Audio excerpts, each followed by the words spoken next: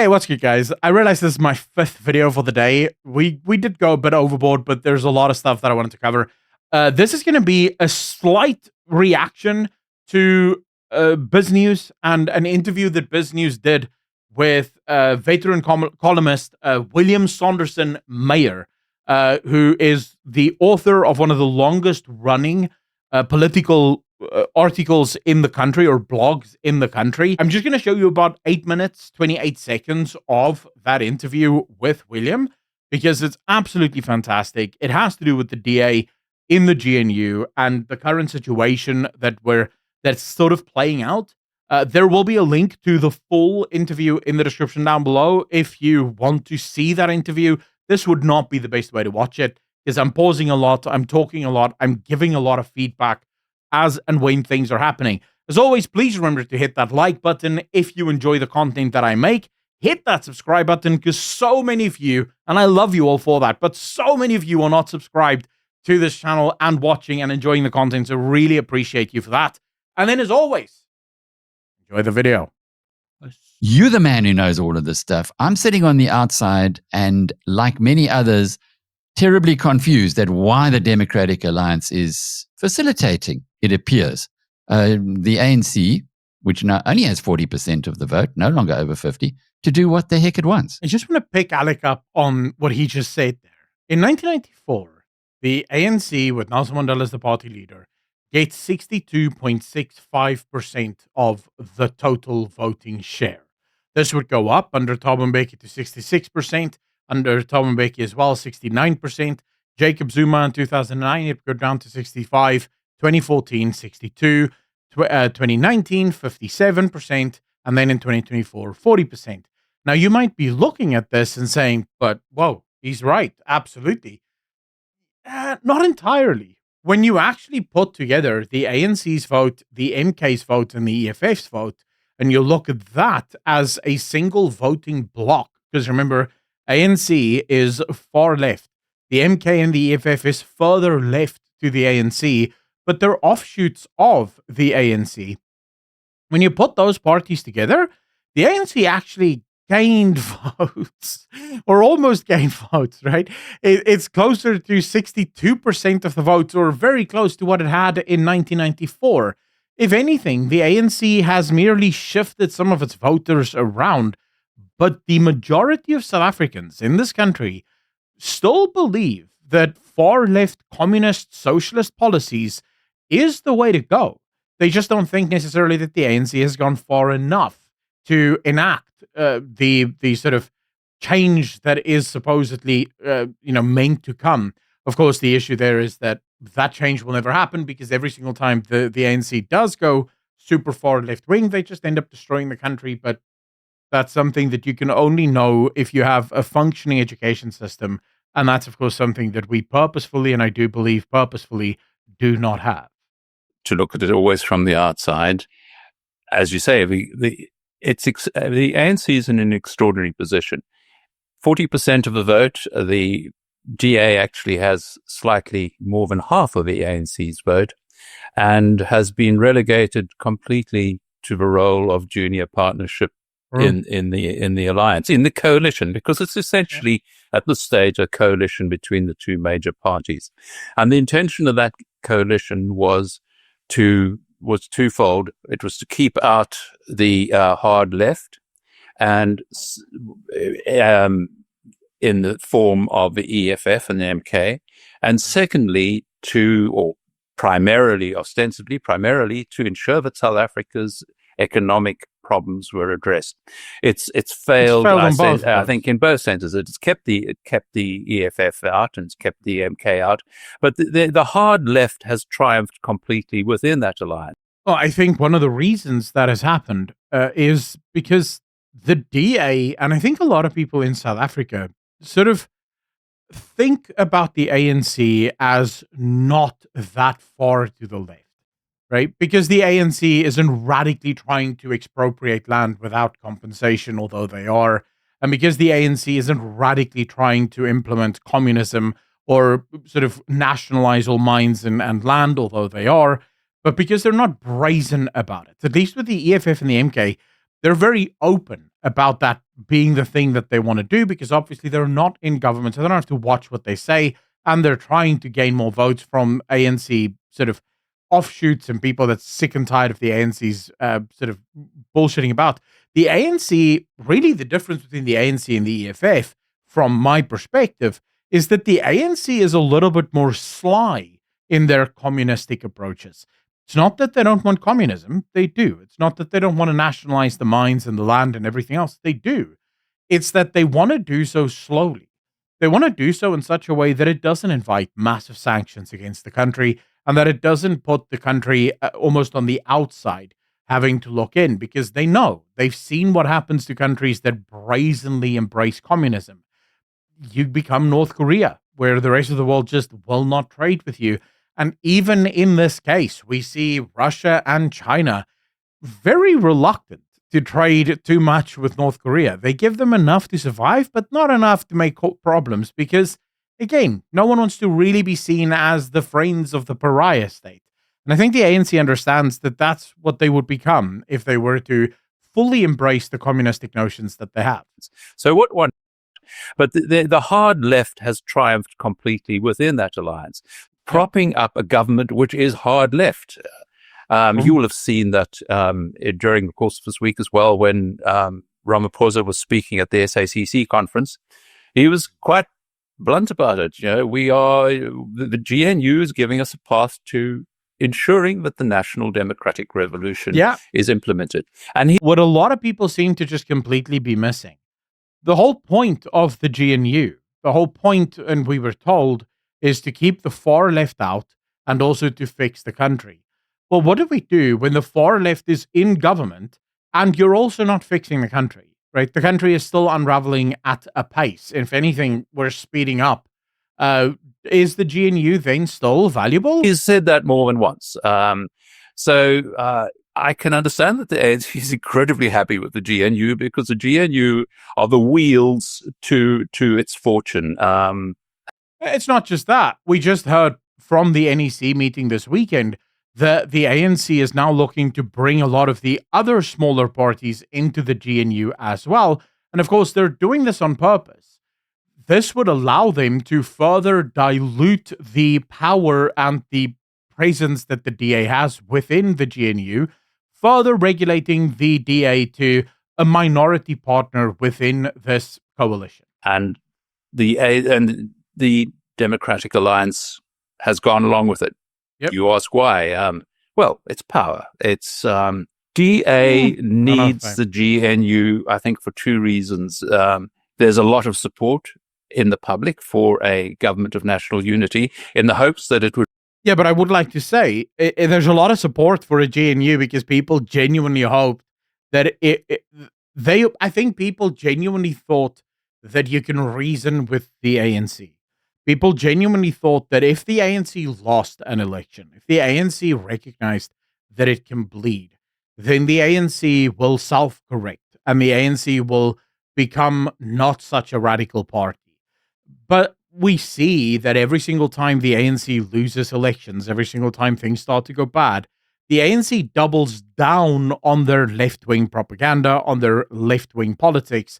So when people say that when people are super in favor of the GNU, I think it's because most people don't know what the GNU, they think they want the GNU that they imagine in their heads, not the GNU that we have now. Would provide that kind of pragmatism that would take South Africa out of the mess that it's in. And the DA just wants this alliance to continue, this unity government to continue till closer to next year's municipal elections. If it falls apart, then it believes that its exposure and the role that it's played in the GNU will suffice to bring it lots of votes. That remains to be seen. It's a gamble. Yeah, it does. It does appear like a heck of a gamble, because the biggest beneficiary so far is the DA's, most deadly rival, certainly in the Western Cape, where it has got an opportunity to show its template, and that's Gayton McKenzie. He's just growing and growing, and through the coverage. And the efforts that he's made in the GNU, and it appears as though the DA, certainly a lot of commentators and a lot of people in business are telling me this. It's like they. Well, that's just more evidence what I showed you earlier. The fact that the PA continues to do as well as it is tells me that South Africa isn't ready to be a serious democratic country, because South Africa still looks for a strongman. South Africa wants a hero. The people in South Africa don't want to fix their own problems. They don't want a government that allows them to solve their own problems. What they want is a hero. They want the sort of dictator that's going to come in and just make things better, because apparently that's just how it's supposed to be. I don't necessarily think that's wrong when you have a people who have spent most of their histories serving tribal leaders, serving in tribes, living in small tribes, where oftentimes you do as the tribe commands and you do what the tribe needs. That makes sense, right? You're not going to be very individualistic. You're not going to want to live a very individualistic life. And therefore, you're going to look towards the strong man. You're going to look towards the man that can lead the tribe and that can fix the broken system. Because the PA is exactly that. Gayton McKenzie is not a serious leader. And anyone who thinks that Gayton McKenzie will make a good leader of South Africa is out of their minds. They're not paying attention. They don't seem to realize just how much of a criminal this man is. And he will rob this country blind.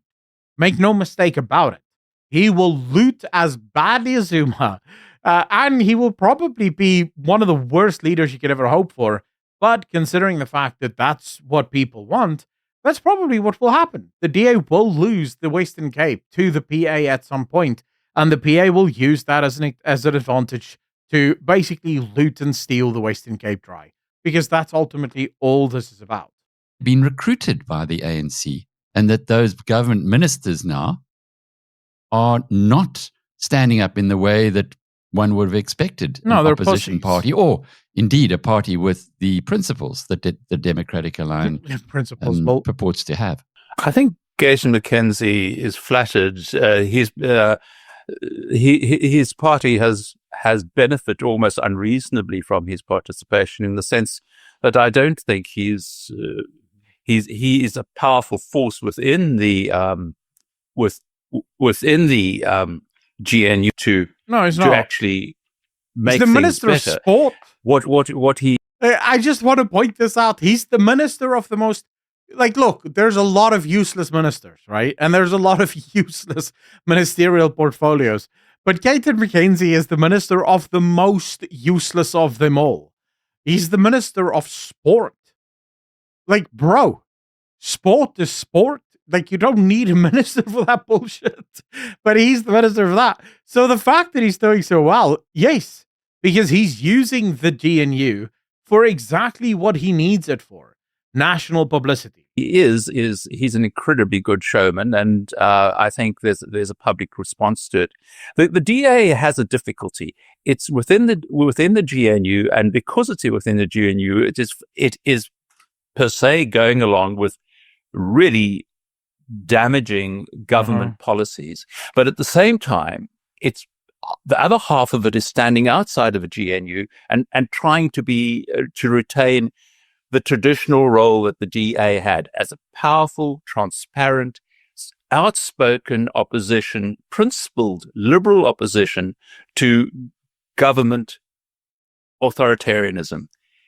What has happened with the Emma Powell case and other cases in which it's been silent is its cooperation or sellout, however you wish to describe it, within the GNU is really damaging its old tradition. I don't necessarily think it's being sellouts or necessarily even cooperation. I think the DA sort of an amalgamation of two things. The one is what he said earlier. The DA desperately just wants to get to next year's election. If they can make it to next year's election, they can get a bunch of new votes. Hopefully they can get the Gauteng. Maybe they can even make inroads in Limpopo and Mpumalanga. don't think they'll ever make anything happen in KwaZulu-Natal, but maybe they can get enough of the support throughout the country that they can sort of wrestle a lot of this control away from the ANC. And also on the flip side of this, the longer the DA, from their perspective, stay in government, the more people get used to the fact that someone other than the ANC is in charge, and maybe next election they will actually cast their vote for the DA. But then I think there's another side of it, and that is that the DA still mistakenly believes that there is a side of the ANC that can be worked with, that there is a side of the ANC that is willing to be pragmatic. You saw it, right? After John Steenhuisen gave an ultimatum to President Cyril Ramaphosa, telling him that unless he fires all of the ministers currently under corruption charges, corruption allegations, as well as corruption investigations, unless he gets rid of all of those ministers, the DA will not support a single portfolio budget in Parliament. Then Cyril Ramaphosa fires one minister. Not even the most corrupt minister, but one of the ministers. And immediately in that minister's place promotes another person that is under corruption investigation as we speak. But never mind that. The DA then turns around and says, well, at least the president has shown us that he's interested and serious about tackling corruption. It's like, where? When did he show you that? When did this happen? No one else saw that. But that's exactly it, right? The DA still thinks that by applying pressure to the ANC, Cyril Ramaphosa can be argued and reasoned with, and eventually he'll fix himself. Eventually he'll become a better leader. And what South Africa needs increasingly is a strong, principled liberal opposition, which is unafraid of government. I don't agree with the liberal part. I don't know. No. What South Africa needs is a strong conservative government, a government that stands on principle, a government that stands on the foundations of faith, of Christ, of the Bible. That's what it needs. Not necessarily a Christian government, just to be clear, but the moral foundations that the Bible lays out. That is what South Africa needs. Sorry, but that's not liberalism. Liberalism is what you get when you vote for the DA. Liberalism is what you get when you vote for the Democratic or the Democrats in America. It will always become socialist, communists, because that's just the natural order of things. It's progressive by its very nature. We need someone that can bring South Africa back to some level of normalcy. If you can have both, I think even with the DA, there's a realization you can't have both. But what they're hoping is they can have both for long enough that they can benefit, that they can ride some kind of political wave. But as you say, the PA is riding that wave for them in the Western Cape. William, tell us about Emma Powell. She is outspoken. She's bright. She's the kind of person I would like to see representing me in Parliament. And here she has been sidelined with the acquiescence, presumably, of the Democratic Alliance yet again. She could 100%. Not have been sidelined without the Democratic Alliance's complicity in it. And more specifically, I think the complicity of the cabinet caucus within the DA, the people who are sitting in the GNU. Leadership. They were completely silent when she was under enormous public pressure, when there were these allegations that she had committed treason, that when she was being intimidated, when she was being publicly abused, publicly humiliated, especially the parliamentary caucus was entirely silent. I would like to say he's not wrong. When all of this was happening, and since we now know that she wasn't wrong, right? That's all I'm going to show you of this interview, because the rest of it is just about the Freedom Front Plus and what they could perhaps do. It's a very interesting interview. You should absolutely go watch it. There's a lot more to it, but I don't want to steal anyone else's interview. Although I would love to talk to a lot of people like this in the future. So keep hitting the like button and the subscribe button and stuff so that we can get large enough so we can actually get some proper people on this channel to interview and talk to. But it's disgusting, right? That everything she said turns out is true, right? She didn't lie about a thing. And yet the DA did nothing. The DA just rolled over and took it. Just said, yep, okay, cool, no worries. She'll leave. It's fine. Which it just shows you how much of a lapdog the DA has become. And that is because the DA doesn't seem to understand the fundamental difference between the reason people wanted the GNU and this current GNU. This current GNU just serves to enable the ANC to continue doing what it has been doing. The DA has achieved absolutely nothing since its involvement in the GNU. If you can think of something, like seriously, if you can think of a single thing that the DA has done inside the GNU in the entire time that they've been in the GNU, I'd love to hear it. Because I don't know about it, right? But some people might say, oh, what about the VAT? They did stop the VAT from going through. Yeah, by threatening a lawsuit, they would have been able to do that in the opposition benches too. So what exactly has this DA done in this GNU that makes this GNU worth it? And if you say, well, they kept the EFF and the MK out of government, so what? The ANC is still going full-blown communism. Like, the ANC has not slowed down their communism. What, you're afraid to go too fast towards communism? What exactly are you afraid of? Whether we get there in 2 years or get there in 10 years, we're going there, right? It doesn't matter. So at this point, one must almost wish that we can just get the EFF and the MK in there, get to this communism bit so people can realize this is a really crappy system before the country becomes so hollowed out, so completely and utterly destroyed that there is no turning it around, right?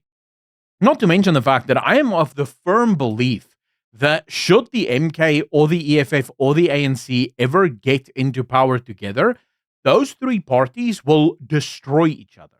They will tear each other apart. There'll be nothing left by the time they're done, because all three of them have this complex where they believe that they are the rightful rulers of this country, and so they're not going to allow the other one to walk away thinking that they came up with any of the solutions. So it'll just be a fist fight, and maybe we'll get a reprieve from the nonsense that the ANC has been pulling thus far. But hey, you know what? Let me know in the comment section down below how you feel about all of this. I personally just wanted to share this bit with you because I thought it's really, really interesting. The rest of this will be in the description down below. As always, if you like what I do, if you think that what I do should be seen by more people, please consider hitting that like button, hitting that subscribe button, and smashing that bell, because it does help out a ton. And also leave a comment letting me know what you think, because YouTube does reward that. To all of the patrons and the YouTube channel members, thank you so much for your support. It means the absolute world to me. And then if you want to become a patron, links in the description down below, or just hit the join button below this video. As always, be good to each other, be kind to each other, and I'll see all of you in the next one. A peace.